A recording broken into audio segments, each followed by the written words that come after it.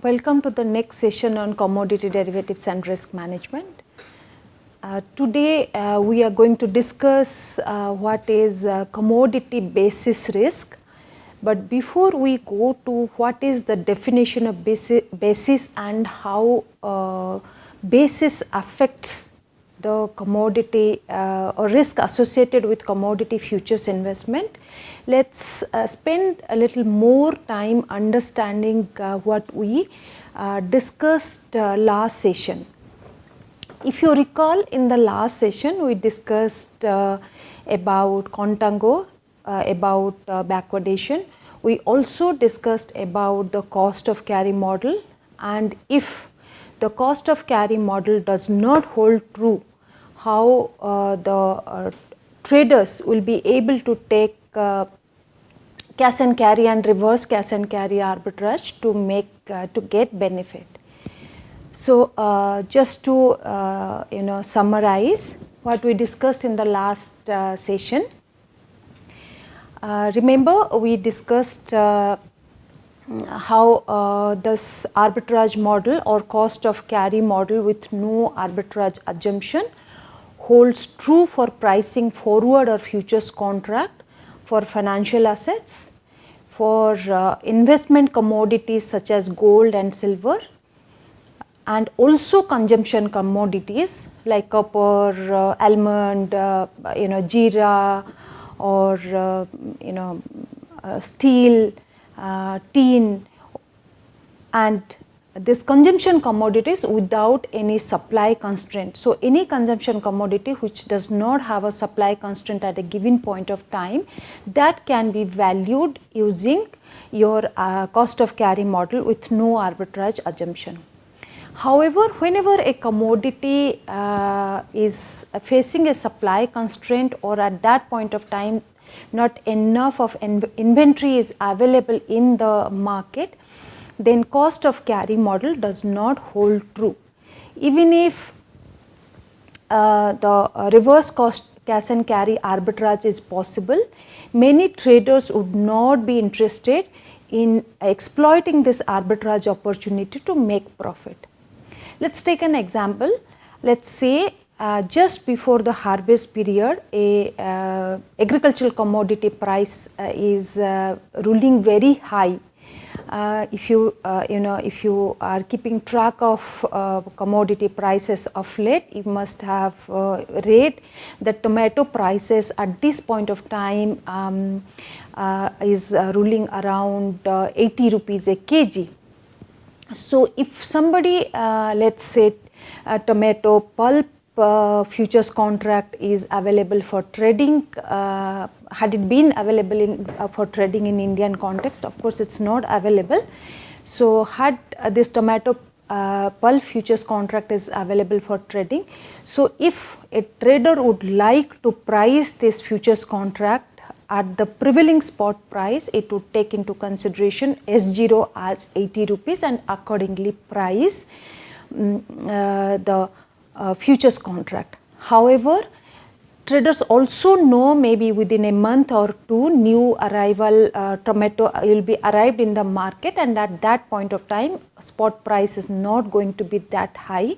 So considering all this factor, you can have situation when the F theoretical, that is future price calculated based on high spot price today, is substantially higher than the F actual. So that gives rise to a situation called that gives rise to arbitrage opportunity, which is known as your reverse cash and carry arbitrage. However, nobody will be interested to undertake the arbitrage because the party which is holding the commodity, that party is going to get some benefit from holding that commodity. So that is all known as your convenience yield, as we discussed in the previous class. Now let's go to the,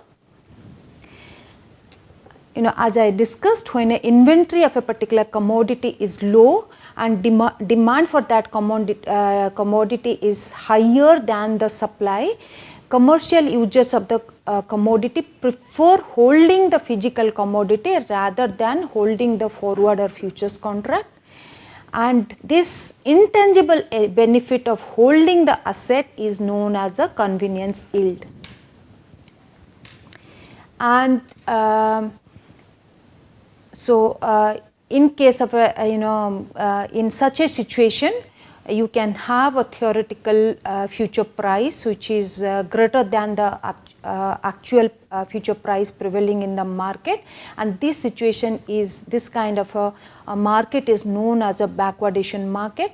And as we can see from the slide, that is F0T, futures price or forward price prevailing today for a maturity of T is less than the theoretical price as calculated by cost of carry model.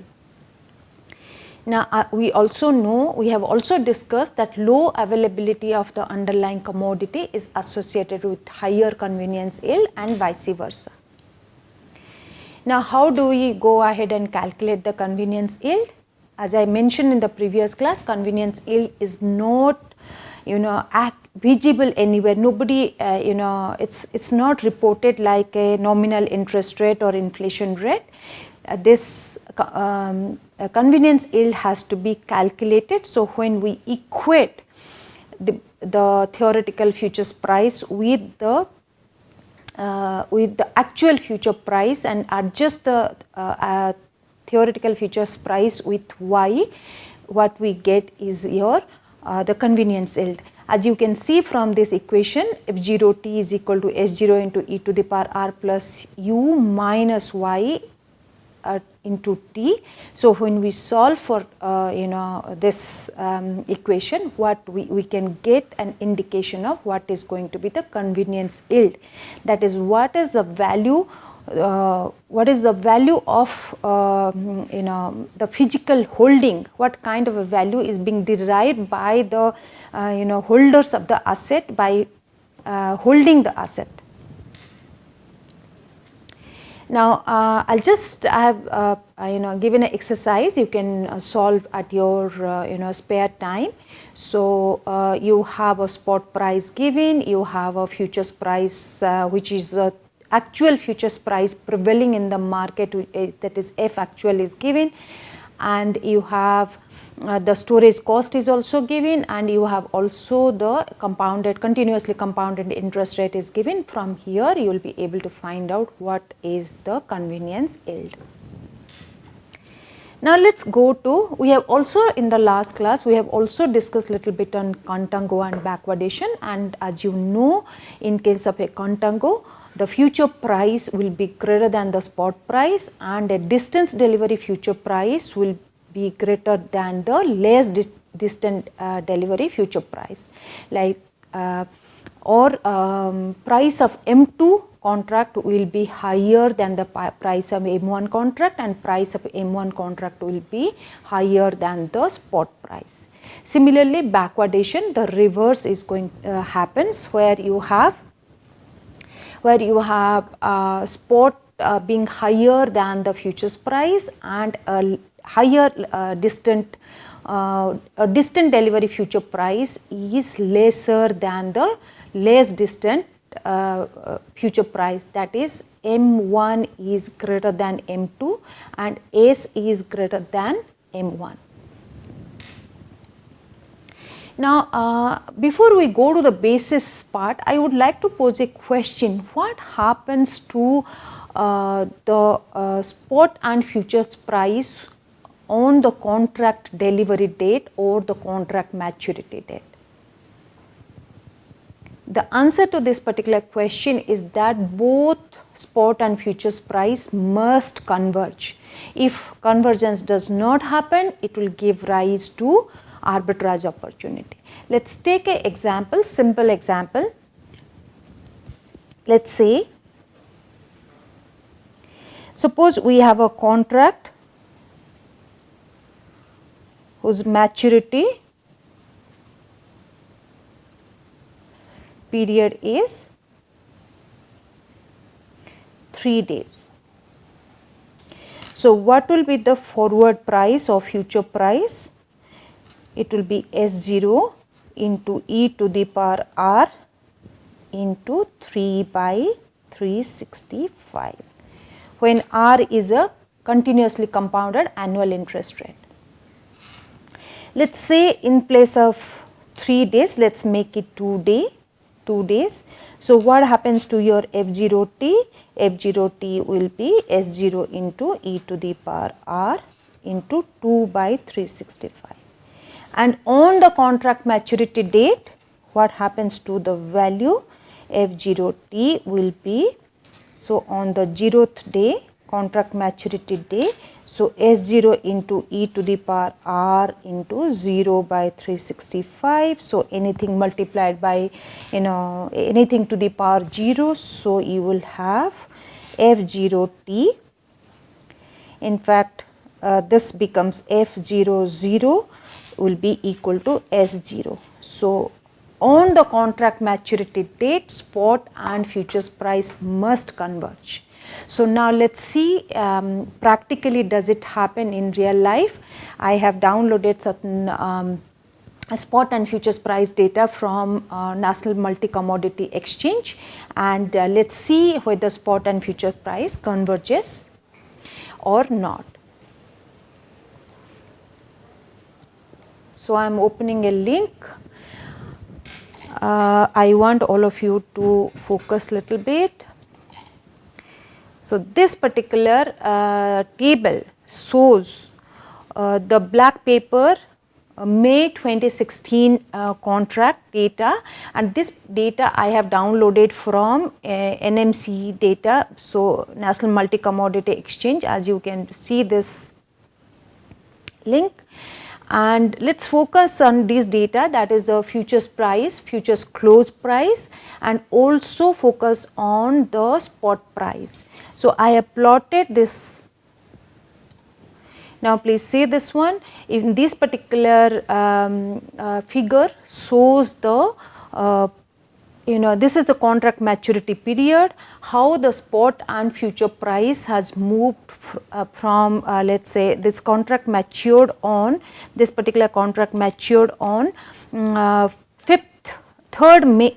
May 2016. So, during this period of time, if you see here the futures close price is here and the spot price is here. So, this particular position in the graph indicates that the spot price is lesser than the futures price, indicating a contango market, and after some point of time the spot price has gone is more than the futures price. This portion indicates the backwardation market. However, if you see this difference between spot and futures price slowly narrows down and it almost converges on the contract maturity. If we go to the actual data, let us see if you see this one, the futures price is closed at 7300 and the spot price is close to 72500. There is a price difference of 500 rupees. I have to see what is a contract specification for black paper, probably it will be 100 kg or so. So, there is a price difference of 500 rupees for 100 kg. So, this, and why still why exactly it has not converged? As you recall, your futures market have mark to market margin. Futures market are also governed by the daily price limit, but the spot market is not governed by the daily price limit. So, this could be the reason why you have 500 rupees difference. Also, one thing I would like to tell here is that this 500 rupees is not commensurate for doing a arbitrage. Had it been commensurate enough, then some trader must have taken the benefit of arbitrage. Recall we discussed also last class, the price difference has to be substantially higher for a trader to buy and sell in both market and factor in the borrowing rate and lending rate. So, all these things taken into consideration, probably 500 rupees is not commensurate enough for taking a arbitrage benefit. Now let's go to another contract. This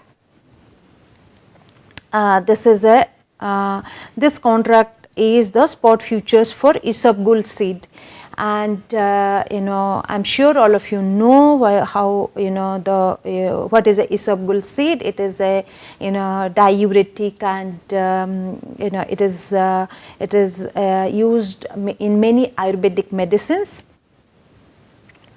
So you have spot futures price relationship. So this is sometimes this particular this is very close, the spot futures price is very close to each other, and some point of time it is both prices are exhibiting contango or backwardation market. Another interesting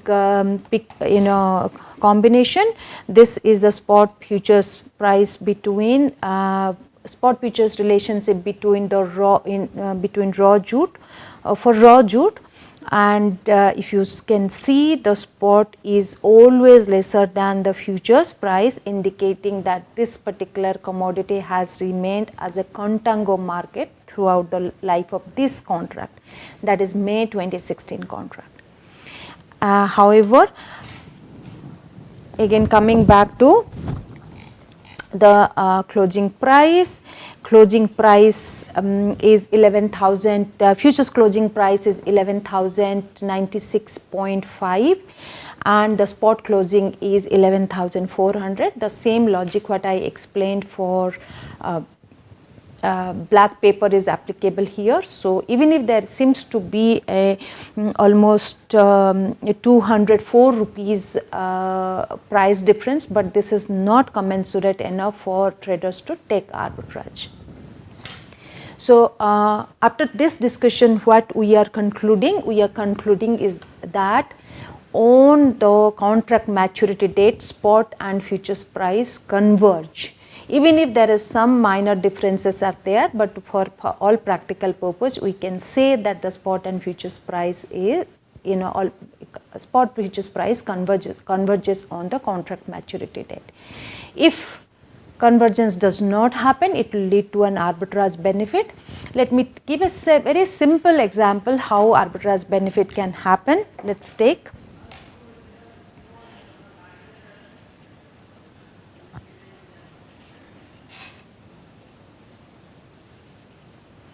So let's say on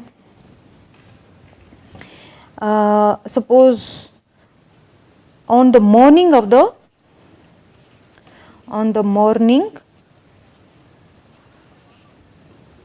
trading time of the futures contract maturity,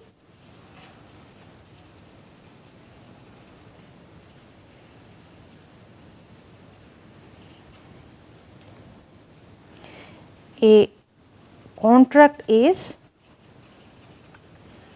trading at, let us say, rupees 700, and on the at the same time the spot price is, let us say, 900. If spot price is, so futures contract on the contract maturity date in the morning, suppose the exchange opened at 10 o'clock in the morning, and around that time the contract delivery for the same contract maturing on the same day is quoting at rupees 700, and the spot price is rupees 900. So how a trader can make arbitrage benefit? As you know, the trader can, arbitrage benefit can be done only by buy low and sell high. So what he can do, he will take a long futures contract,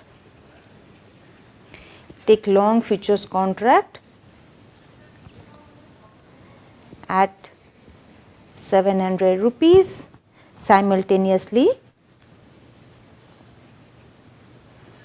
sell the commodities in the spot market,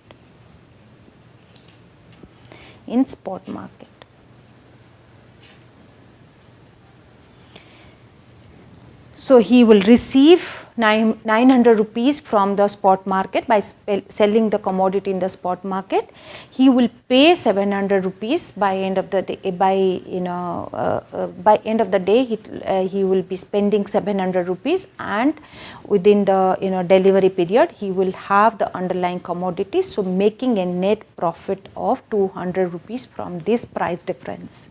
Similarly, vice versa, suppose the futures contract is trading at 700, but the spot price is trading at, let's say, 500.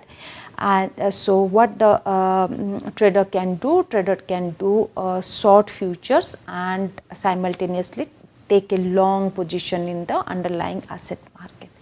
So it's a very, very important understanding that what we are discussing at this point is that spot and futures price must converge, and most of the time spot and futures price converges on the contract maturity, otherwise it will lead to a arbitrage benefit.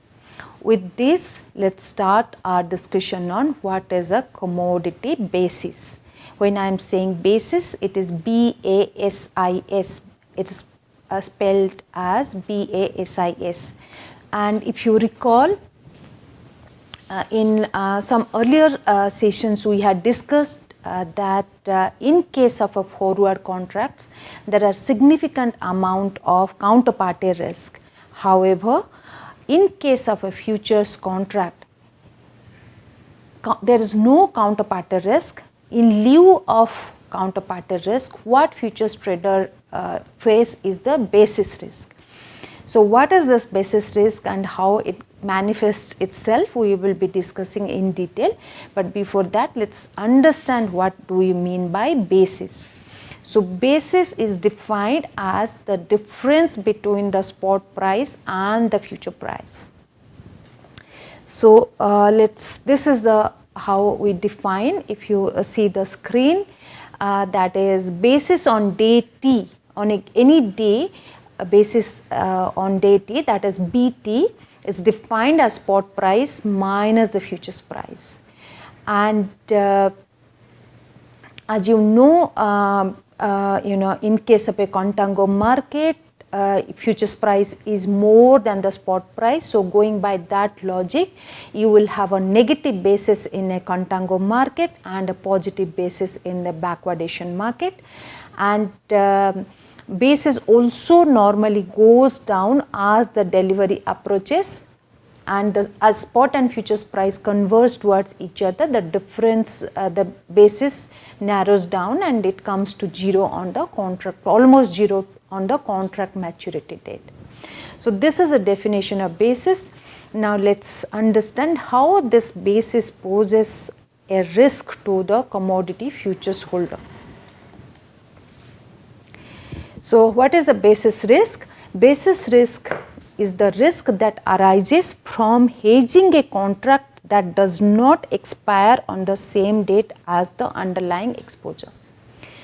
See, if you recall or if you know, futures contracts are standardized, and any day as a consumer of a commodity or a producer of commodity, my physical operation would require me to take delivery or make delivery on a specific date. However, futures contract may not mature on the same date. So this is one of the important reasons why basis risk arises.